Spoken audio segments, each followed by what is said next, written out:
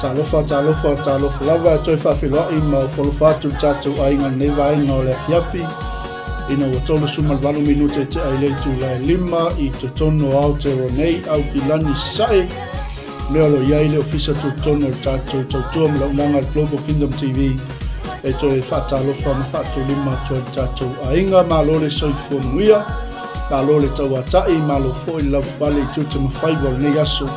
Leo tātou iai le afiafi yangi malio savili o le lofutu no le tua ia o tuma upeale anga le lei o le tua ia te poe malo ainga le wanga ia tu tātou wha malo o le whawina ni o tātou pokalame manai o le Manava ngā renga e wha malo ato ia I lato umalava no seu I tūte mawhaiwa nei aso whapea niso tātou ainga sa whengai mai whatu ai tausi tonu mota malawa malo le soifua nuia ioi e malosi lava le mano Yesuf mai tātou au tū ne fiafi o oe o tangata manu malo ia ke riso whaisa i eise mena I whanua noa I nei aso wha malosi lau malanga tūlai mai wha malosi e mau le ala o le aua tātou anga atu I le whai uinga o tūte mawhaiwa o nei aso le eise mea e whaingatai le tua au ne ngalo ia te oe o umana tutongi o tātou li whaola Yesu ke riso le tau mo tātou o oe mau mai tātou uma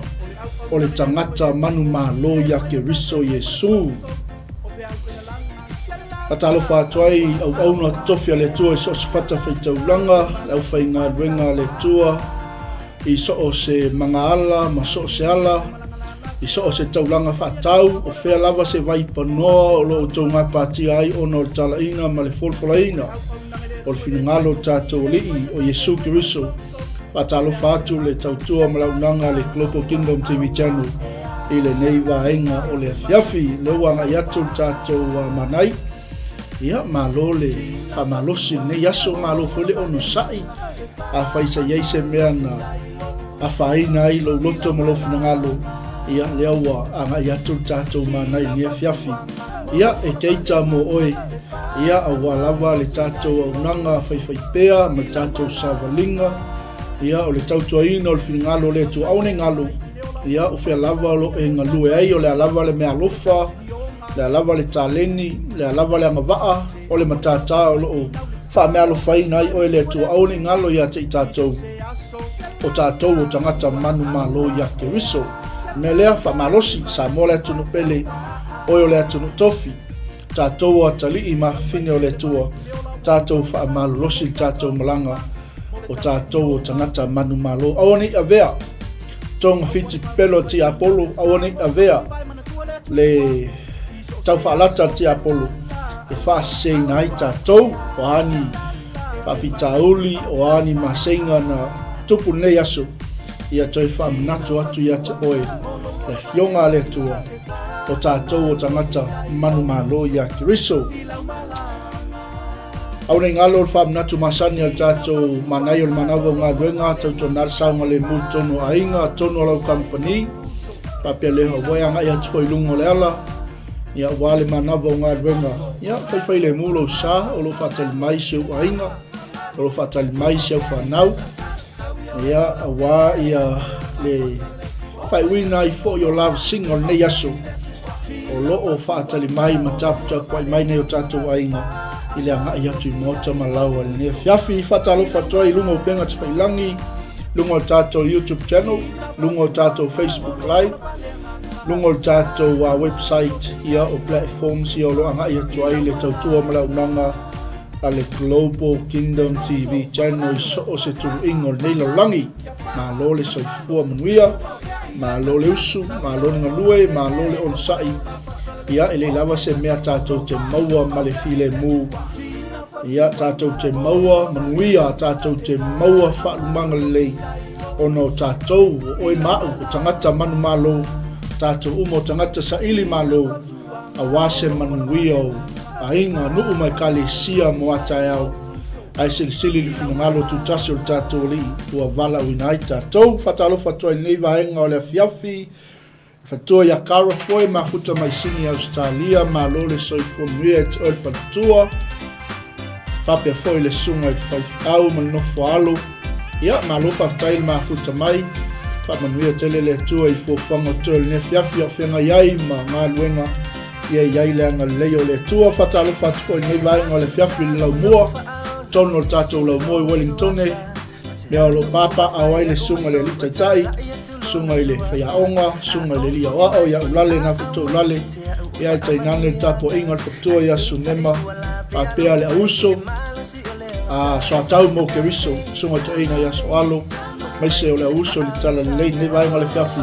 ma lo le soifunuia mo le toile nganga whawhitai tele tu sai man tatou malu o tai au whaale nganga I tai au tas e mai spoi o tatou so atau mo ke riso ia whiawhi o sate tas ia o lo whai mwha manuianga I le tino ke riso I oi tatou woe ta lai whautanga o uman whaupenga ina I tatou I o penga taua ia wale ngā luenga full o tatou li whatalo whatu tamatasi losi nei vaenga o le whiawhi ma lo le soifunuia lau sunga I whaiaonga ia lau sunga I le lipule ia ma lo le soifunuia whaptai mafuta mai whaptai le awai mai ia manuia foi fōwhanga tōle ne whiawhi a lofa tele atu se tatou tamate tai au whenga iai foi ma le mafutanga I te tono Samoa ai mai se o le nofo sunga I whawhiangainga a lofa tele atu se o tatou ainga tasi a lofa tele atu whata lofa atu ne whiawhi I le tofine pele I le li I le tina po I tofine ia Anatolia mafuta mai Arizona ia leo tale I tula valu I Arizona I le taimil nei ia o lo whaavnoina pe le taimi ia ua le tatou o unanga whaftai mafuta mai whamunia le tua I fōwhanga tōle ne whiawhi a maisipo o langa I atu I whai ngā malolonga whamunia le tua ana whaftai mafuta mai e whatalo whatua nei vaenga le whiawhi I le usoa au auna sunga le whawhiangainga ia luilua ma tatou ainga I melepone whaftai mafuta mai e le taitononga o lo o mawalunga le lofa tunoa le tua le sunga ma le futua e maise o le ainga li whaftai langolango whaftai fo I talo mai tatou langa ia sa fo istaimi sa usiaso tatou whailoai fo I le inga I le tua whatalo whatu sunga le lia wa o ia moia ia scanning ma le whaitua ia taupa u mafuta mai e tu sae o Manrewa ma lo le soifunuia le sunga le lia wa o ia por sunga foi le li fai mo li a fai o mana o mia se fai el tise I lo mota mo lo lawa ia fa so tai mai tatou o nanga o lo iai ia e mamalu so tatou atunu na yo tatou tama whanau o wha mea lo faina fo I le tua I nei anga waa ia wale e le tise o lo mota mo lo lawa e a mana o mia so sani maua le tautau ngō fie maua le so sani le sunga le ia wao e ala I le tautua whatalofa atu I nei a whiawhi I le tofine I anga lea ngā lofa mafuta mai matone I nei vaenga le whiawhi ma lo se fumanuia ma lo ngalue ma lo whawhiawhia ma lo le tautua I le atua ma lo na whinangalo whawhitai le mafuta mai whatalofa atu nei vaenga le whiawhi 𝗗𝗏𝗦𝗖𝗟𝗔𝗜𝗏 langa aia ia tau fine man no falo mafuta mai nei vaenga le whiawhi I manukau whamanuia le atua whatalo whatu I le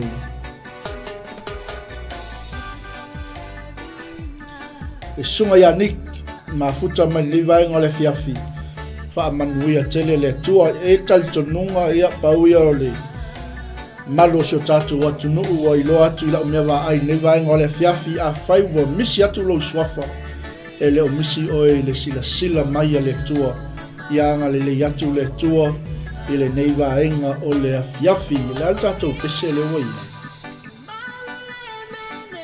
I o tatou whatunga na o ia o Yesu o le ala o ia o le upumoni maleola mo le toia lo faanga ma ua lofa toai so tatou watu no pelo Samoa ina ua fasun me 5 minute e te ai le tūlai 5 I le nei vaenga o le whiawhi mai al tatou whatunga lea ia on tatou wanga ia te foi lea I le tatou Manai o le Manava o ngā ruenga awa nei MC al tatou pokalame o la ai al tupu I le tā o le tūlai fitu anga I le afol fitu o le anga ia tuai le tatou pokalame I aso mafua maso lulu taitasi o vai aso taitasi o le lao ai al tupu tapena ina e au na le tua ia awa o tatou ainga ma lole soifua muia.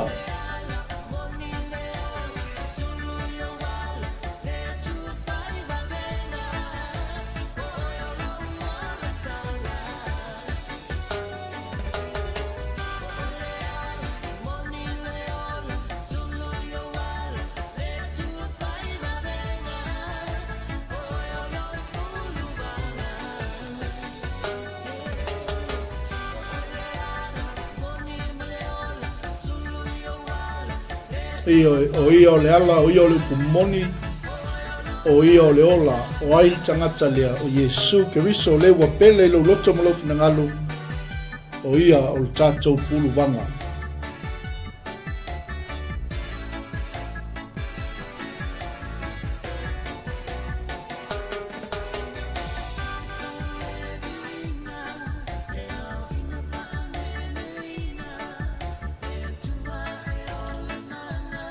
Mo le tfoi wha malo le vaenga o le fiafi ia i le whianga iai o le tamai a fiu ma le talinga malo pe i ona iai ia sunga i whawhia ngainga wha malo le au auna wha malo fo i le tautua i le tua e ala i le talinga malo e pe ona iai ia salo le veas foto fo i mai tamai a fiu a wale wha wawina o le tātou ai maino e mamau le ala me lea ia i senga o 𝚗𝚑𝚑𝚘𝚒 ai mainu au e tau te pole ia i le toi mamau ia ona toi foi mai foi leo le tau whaia onga au awa uma mai whaia onga ua ova tele le ura vale le senga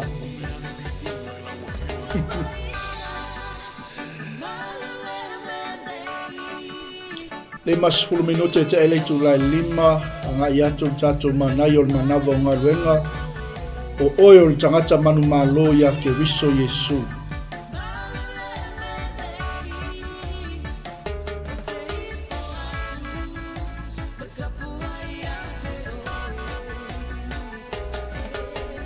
Malo ngā lulu nei aso, malo foi wha malo losi, e le se mea wha lea ngalo tau tauti ngai le lii malona fina ngalo, whaftai te talo, whaftai 𝚗𝚑𝚑𝚘𝚒, ia whaftai fo i talo talonga o whatonga, mole au pa ia Manava malo le ngā lulu.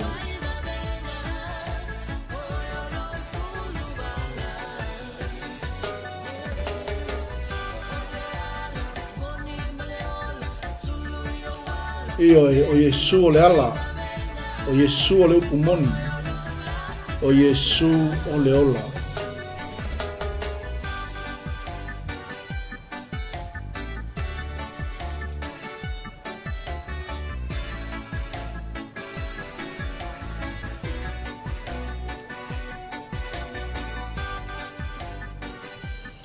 Mo le atoi le whamaloi au unanga ese o loo tautuaina le finangalo le tua i lea tovine ma lea tovine i so se tautua ma so se au unanga o loo wio ina ai le tala le lei o le finangalo le tua ma lo ngalo lui ma lo foi le whamalo losi awane ngalo ia te oi ele o se mea wha lea o ngalo tauti ngai le li ma lona finangalo mana tua tamai a fiu lau te talo walo pisi ia le tamai a fiu talinga malo ia salo le toi maus taimi senga o 𝚗𝚑𝚑𝚑𝚗 ai maino e maule ala ia ona toi foi mai foi leo tātou whaia onga po tātou pule a onga a wawa uma mai whaia onga ua ova tele lula vale o senga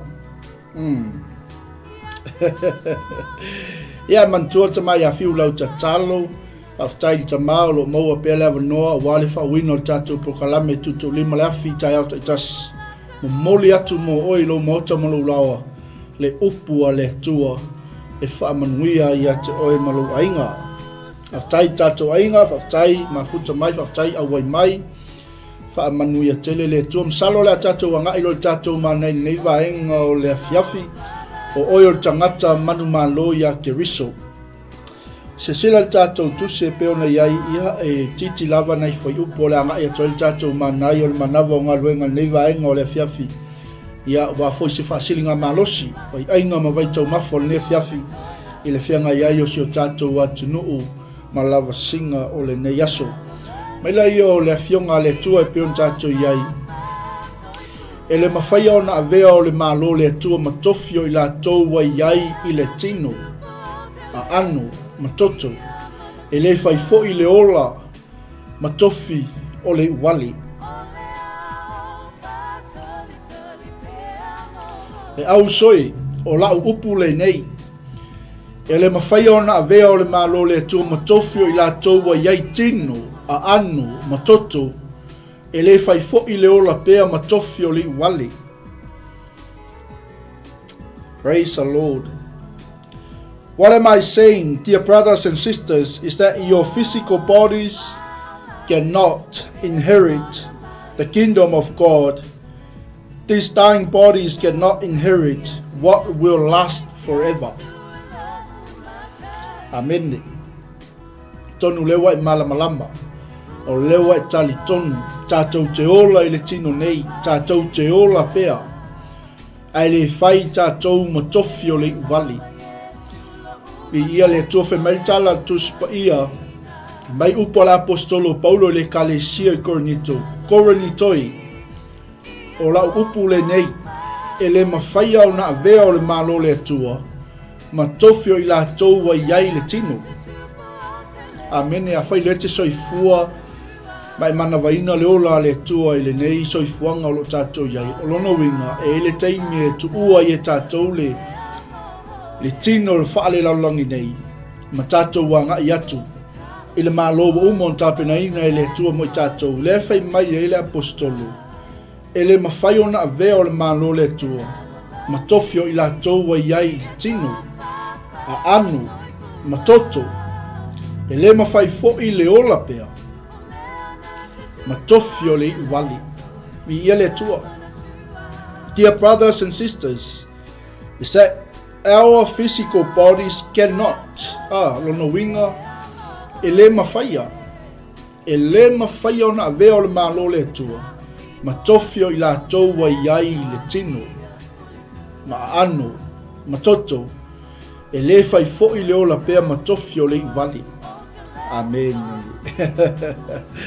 Hallelujah. Praise the Lord.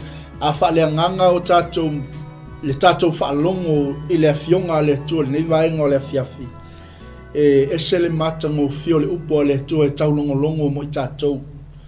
Te ola me soifua i le nei soifuanga o lo tātou iai. E le whai o tātou tino, matofi o le mālo le tua. E le whai fo i la tau o e ola pea, matofi o le malo le tua. Ai whai mai ea o le tangata manu malo ia ke riso. Amen. Me leo Paulo, korinito, whauta. O te tau atu ia te outou le mea lilo. But let me reveal to you a wonderful secret. We will not all die, but we will all be transformed. O te tawatu ia te outou korinito le mea lilo, e le momoe i tātou uma. A li ua i tātou uma, e whaafua sei lava, o le emo le mata, pe a i lia le pufa uma, a wā e i lia lava, e toe tutu mai ai, e woti, ma e ola pea, e li ua fo'i i tātou. Hallelujah. But let me reveal to you a wonderful secret. We will not all die, but we will all be transformed. It will happen in a moment, in the blink of an eye, when the last trumpet is blown. For when the trumpet sounds, those who have died will be raised to live forever, and we who are living will also be transformed. Au tātou wola laile, soifuanga le tātou te olai. E le moi noa le ti apolo, o lo tau mwhai ti apolo e whao matia i tātou. Ina ia awane i toea, ina ia awane i toe tutu mai tātou na ie woti, oti o iake riso. Ina ia awane i o tātou wola pea, ua tātou talia ke riso i o tātou loto. Aisea, a le whai mai le fionga le tō. O le mea lilo leo te fia tau watu ia te outou. Le aupa ia ma leo whātou tua. e le momoe uma I tātou. Amene. Ai liua I tātou uma. Le ale winga o le tala le apostolo. E whaafua se I lava. O lono winga. O lo tala noa I le vai e se ina o le kalesia. E pei o le emo le mata. Ana e sawa ina. It will happen in a moment, in the blink of an eye. Ai liua I tātou uma. E whaafua se I lava. O le emo le mata. Pe ai lia le pufa uma. A fe mea ale fionga le atua. Awa e lia lava. Amen. And that is a confirmation. E toi tutu mai. He woti. Ma e ola pea. E li ua foi I tātou. Amen. Vi ia le atua lono winga. E le fioti tangata uma. E le momoe I tātou uma. Me le mana o mia e lo manu malo. E mana o mia e lo tātou woti aso faiso. Ai atu lai mai le ke riso le totonu ia te I tātou o le ua pule I lo loto malofu na ngalo. Tātou te manu malo ai aso umo le tātou savalina. Ai se alanga o le mea lilo lea. Le ua wha ai loa mai le apostolo I lana e kalesia. Le ua wha ai loa mai e ke riso I lana e kalesia I le aupa ia umalava. E le momoe I tātou uma. Mea lea e te taun tātou a manu malo pea. Taimi uma, aso uma, minute se kone I tū la. Aisea, leanga e liua I tātou e whaafua se I lava. O le emo le mata, pe a I lia le pufa uma. A wai I lia lava, o lona winga. Tā pena I taimi uma, sa ungi I taimi uma. Vi ia le atua. A ola taimi I lia I pufa uma. E toi tutu ma iai e woti. Ma e ola pea. E li ua fo I lato. Praise the Lord.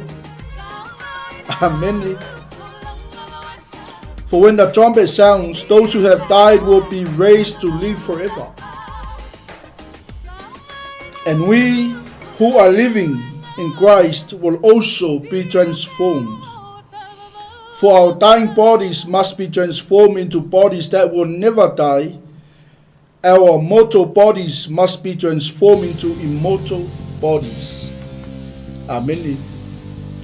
Awai tatau, ona ofo o tatou tino I uwali, I le tino ola pea. Bi ia le atua, o talana tuspa ia ofu foi o tatou tino, o lo oti nei lava ilea, I le tino le oti lava. Bi ia le atua, ai se alanga fai mela I o le fionga le atua. Amen. A ofu le tino oti, le tino le oti lava. Ona tau nuu ai leo le upu wa tūsia I le fionga le atua. Ua faa umatia le oti, I le manu ma lo. Amen. Praise the Lord. Then when our dying bodies have been transformed into bodies that will never die, this scripture will be fulfilled. Amen. A ola te me e ofu ai o tātou tino I uvale I le tino ola pe. I ia le atu. A ofu foi le o tātou tino I le tino le oti lava. Le ala fe mai pau, ona tau muku ai leo le fionga le atu. Le upu wa tūsia. Le ale upu. Ua faa umatia. Le oti. I le manu malo, le manu malo lea. Le wha autu al tātou manai nefiafu. O oe maa, o le tangata manu malo yake riso. Amene. Vi ia le atua. Alleluia. O oe o le tangata manu malo yake riso. O a o le tangata manu malo yake riso. Ale ai ke riso yo tātou o lama. Tātou te le manu malo. Wa uma ona manu malo ke riso mo I tātou uma. E le aisanga te tauan toi a. Tauan toi whaia ina. Meila I o Paulo I le kalesia I kornito. Lea la, le oti, o fea o iai lo tu. Le tonga maue, o fea o iai lo manu manu. Amen. Ia le tua. Oh death, where is your victory? Oh death, where is your sting? Hallelujah. Amen. Glory, glory, glory. Hallelujah. It is written, wa umona tu sia, wa fa umatia le oti le manu malo, ke ronga ke minga toi tu wa Yesu. O ke mi le nga manu malo ai tanga tau. Sau Yesu, a upo Yesu ilunga sato. Lo utamai, ua taunu, ua faile nei mo oi. Amen. Vi ia le atua.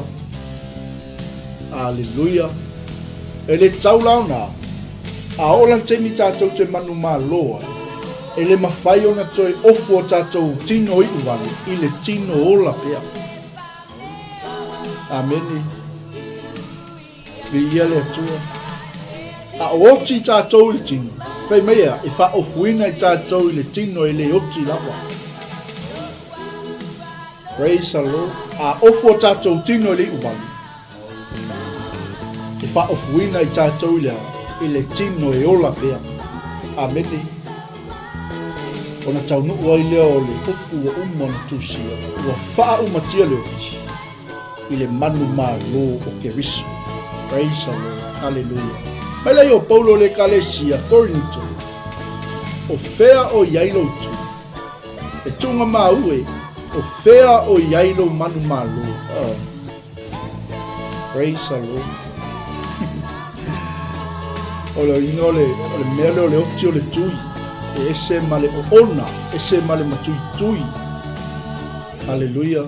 Le oti e o fea o iailo tui. Le tunga mā ue. O fea o iailo manu mā lo. A wao le tui o le oti. O le anga sala lea. O le maa losi o le anga sala. O le tū la fono lea. Ai whawhitai le tū. Whai maila o tuspa ia. O le na te foa i maile manu maa loia te i tātou. Talu lo tātou wa liki o Yesu ke riso. Amene. Vi ia le tua. Hallelujah. Ai whawhitai le tua. Kako koe fo i ala ia ilea. I le whai upu lena amata i tatou whaasoa le fia. Awaia, le auso. E le whai mo i tatou. Le mā lo le atua. Pe a whai tatou te a. Tatou te iai pe le tino. Tatou te iai pe i a anu. Tatou te iai pe i le toto. E le whai fo'i le ola pea. Ma tofi o le iwali. Ia le tua. Aisea. Ianga lewa umon tatou manu malo. O le ufa ofuina i tatou i le tino e ola pea. Praise the Lord. Amen. Ila le whaipuna i 5:5. Naholo tala noa mai e le apostolo po. Le whai mai e le apostolo. Ai whaafitai le atua. O le na te foa ina mai le manu mā lo ia te i tātou. Talu mai a le asona na umai o na manu mā lo ke riso lea. I le tui o le oti. I le mā losi o le angsala. Amen. Mai le mā losi o le tū la fono. Praise the Lord. Amen. O uso pe lei. Whawhitai le atua. O le na te foa ina mai le manu mā lo ia te i tātou. Talu lo tātou a li'i o Yesu ke riso. Awa le mana ia. Whaumatia Yesu le oti. Whaumatia Yesu le ansala. Whaumatia Yesu le whawhanonga. Anga whai mai aina. Le tunga mā ue. O whea o iailo manu mā lo. Ngā alu ale li whaola i whea. Ngā alu ai lalo lo loto tunga mau. Se i mai le manu malo. Nei a manu malo ai tātou o lana whanau. Amene. Mai lai o Paulo ai whaafetai le atua. O lena te fua ina mai le manu malo ia te i tātou talu tātou lii o Yesu ke viso. Whai mai lai o le apostolo Paulo. O uso pe lei. Le ainga i le tala le lei. Ia o tou tu mau. Maenga mua lea e whaawawina i le manu malo le tangata. E whaawawina i le manu malo wa umona tutu lima mai e ke riso. Lea na ia whaapea mai e lungo sa tauro lo utama ai wa taunu. Ua whaile nei mo oi. Mai leo Paulo. Leo pa ia ma leo whaatuatua. Ia o tautu mau ma le whaangai tia. Te leo tangata e. Talauna leo manu malo la ngai le tu mau. Amene. Ia le atua. Malosi loa ia le. Te leo whelanu lanua i o meo le nei o langa o na ngalo leo lea. Ngalo leo le manu malo le whemei Paulo. Ai whaafetai le atua. O le na te fua ina mai le manu malo ia te tātou. Talu le aso lo tātou li o Yesu ke riso. Mea lea. Le au soi. Le au pele. Ia o tautu mau ma le whangai tia. Amene. Lua. Ia alu lo o tau wha ma losi le ngā luenga leli. Ma le le au noa. Amene. Praise the Lord. So my dear brothers and sisters, be strong and immovable. Lono winga awane eise me whaala me lave ia te oi. O lono winga o te mi umma te whai atu ia satani o oe o lalo vai. Ia alu lo o tau wha ma losi ngā luenga leli. Malele au noa. Be strong and immovable. Always work enthusiastically for the Lord, for you know that nothing you do for the Lord is ever useless. Ina ua o tau iloa, ele se mea whaaleaonga, lo o tau tauti ngā i le ngā luenga a le atua. Amen. A whai o le ete ngā lue ngā luenga a le atua. Tu ato ia ilo loto malo mafau o lo wanganga o lo ma losi ato. Awane ingalo ia te oi. Fei maile apostolo Paulo le kalesia i konito. Ia o tautu mau konito. Ele manu ma lo o ke riso mo tatou. Male le fanga itia. Aisea, langa ilo le apostolo. Ele tei me o mailo na tai. E whaafsanga i le kalesia whaafitauli no whainga tau lo i tau. A i alu lo o tau wha malosi ngā luenga le li. Ma le le au noa. Amen. Be strong. Wha malosi. And immovable. Au ane eise me toi whalawe lapi. Tu mau le meu awa o inai oi. Tu mau le mea wa tali tonu ai. Tu mau le upo ale tua. O lewa umana tutu lima mai e ke riso ya te tātou le manu malo. Le eise mea tātou te toi whaia ina ai. Le eise mea tātou te toi lalo ai. Ana wa umana wha toi lalo Yesu lea. Le tui o le uti. Amene. Le manu malo mai le tunga mau. Ia le tua. O leo fa of wina i ke riso tātou tino i uwali. I le tino ola pea. Anga whai mai e le mamoi umatangati.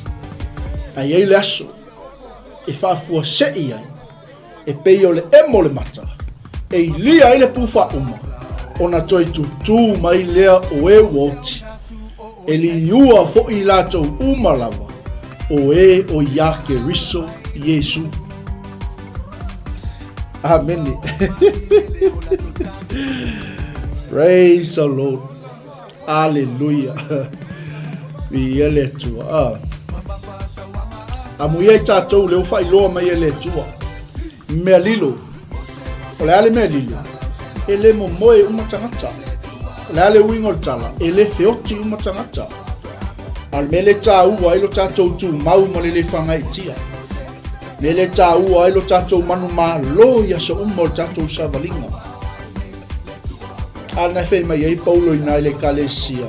Pa auta mai. O te tau atu ia te o tau le mea lilo. E le mo moe umatangata. Ai li ua I lātou. E whaafua se I lau.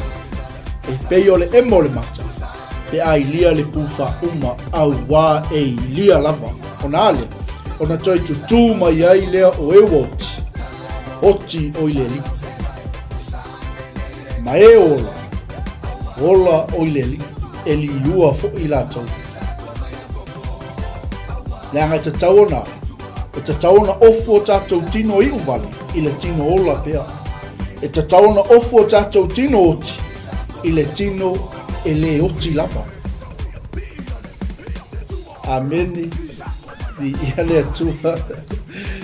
Praise the Lord. Lono wingo tātou tino I uvali.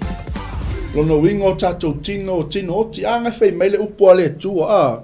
E whai upu nale sa tātou a matai niva e ngole fiafi. Le au soi.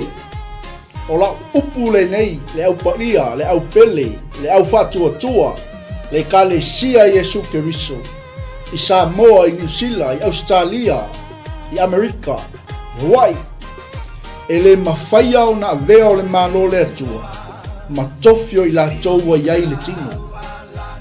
E le fai foi le ola pea. Ma tofio le vali. Praise God. Hallelujah. Dear brothers and sisters, our physical bodies cannot inherit the kingdom of God. These dying bodies cannot inherit what will last forever. Whether aileia. Ne Manai o le fionga le atua mo tātou ni vaenga o le fionga. E le tatau. Ona ofu o tātou tino I wale I le tino. O tātou tino ola pea I ia le atua. I ia le li. Praise the Lord. Leanga lewa o tau nuu ai I le mea ua uma ona tusia o le upu a le atua. Ua faa umatia le oti I le manu malo. Amene. Le otia o feo yeilo tui le tunga maue o feo yeilo manu malo. O le tui o le oti. O le angasala lea. O le malosi foi o le angasala. O le tūla fono lea. Ai whaafetai le tua. O le na te foi na mai le manu malo ia te tātou. Talu lo tātou alii o Yesu Keriso. Me lea. Lea upa ia. Ia tātou tu mau ma le whangai tia. Ia alu lo tātou wha malosi ngā luenga leli. Ma le lea unoa. Nono inga ngā lue manua au. Ngā lue pea, whaatua pea, tali tonu pea. Lea ngā ele aso ilia il pufa uma. E pei o le emo le mata. E whaafua sei lava. Ona li ua leo I lātou. Olo ola. Ola iake riso Yesu. Olo manu malo. Iake riso Yesu. Ai toi tutuma. Na ye oti.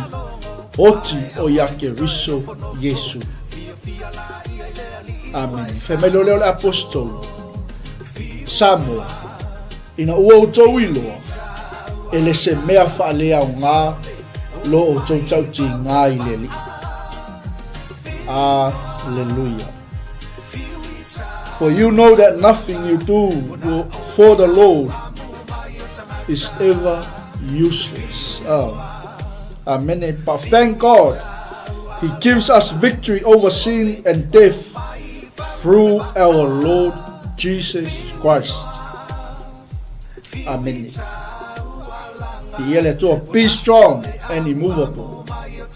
Always work enthusiastically for the Lord, for you know that nothing you do for the Lord is ever useless. Ia whamaruia mai le tua.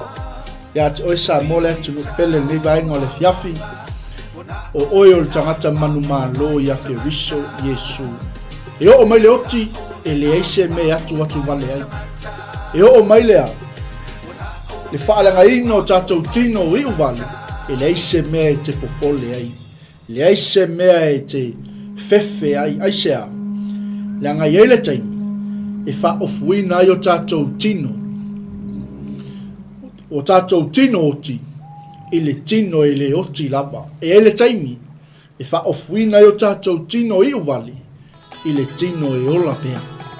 Praise the Lord. Amen. Melea.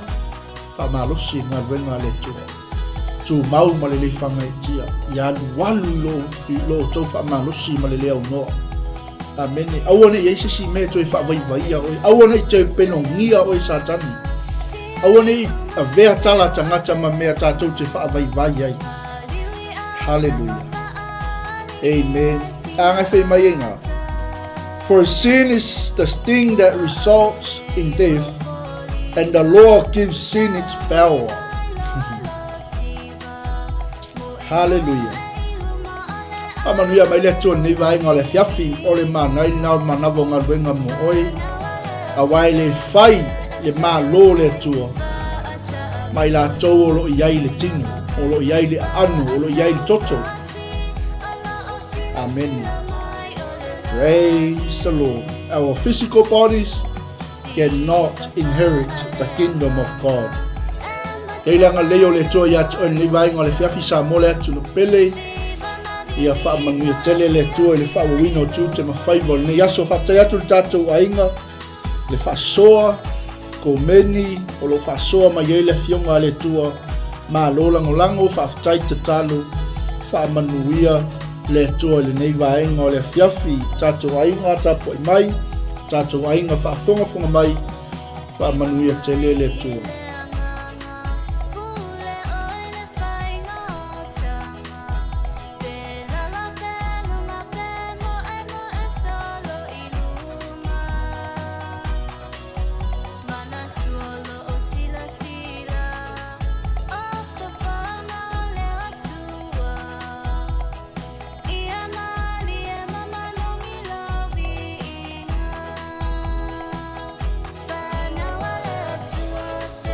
Yo.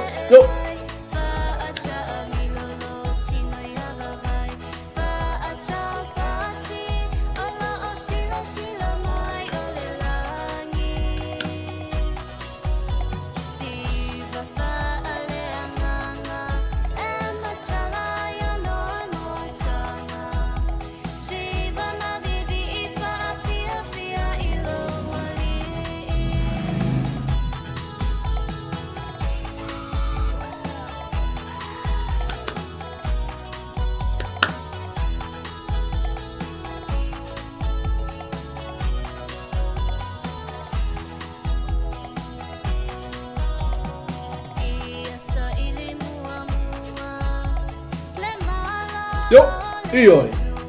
Siva wa oil tangata o malo le tua.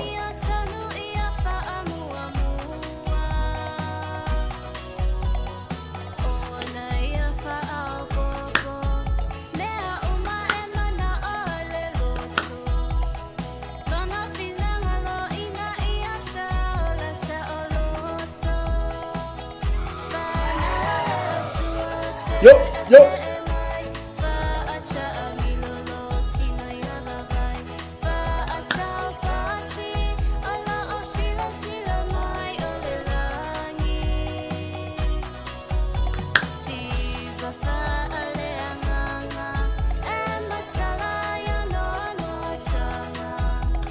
Siva malo mautinoa o lo whaatali mai le malo le langi mo oi. O oe o tangata o le malo le tua. Pe a tatou le whaavaiwai. Pe a tatou tu mau ma le whaangaitia. Pe a alualu lo tatou whaamalosi ngā luenga ma le leo noa. A wai le se mea whaalea o ngā lo tatou tauti ngā i lele.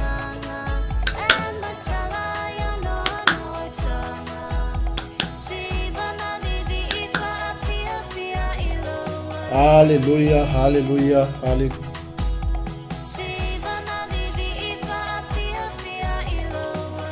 Loa suma tolu minute te ele tu lai ono, whaaftai tele le mafuta mai tātou ainga lunga o penga te whailangi. Whaaftai whaavuna ina o lo taimi, whaaftai fo ile awai mai. Ia iaileanga leo le tua ia te o nei vaenga o le fiafi.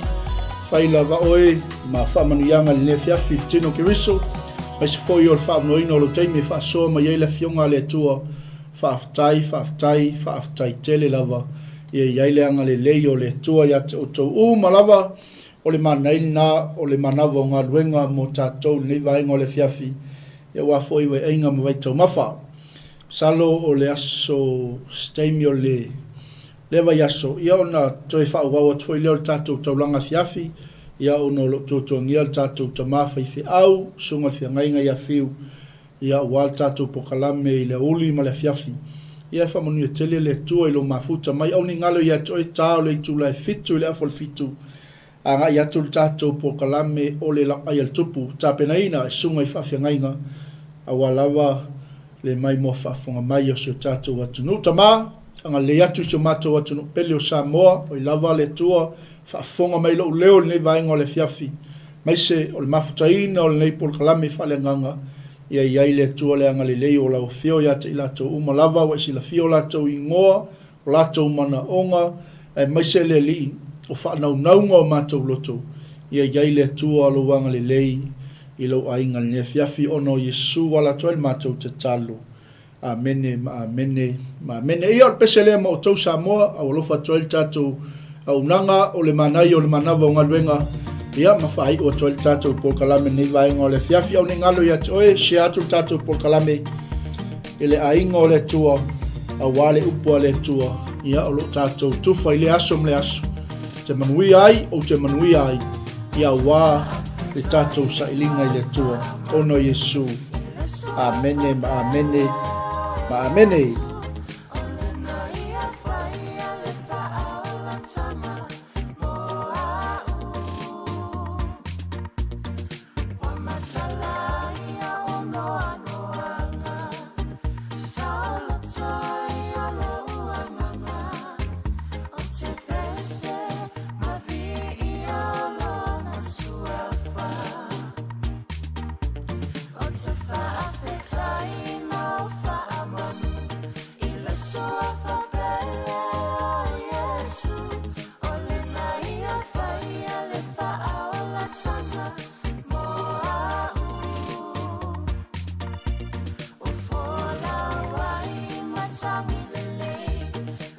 𝚘𝚭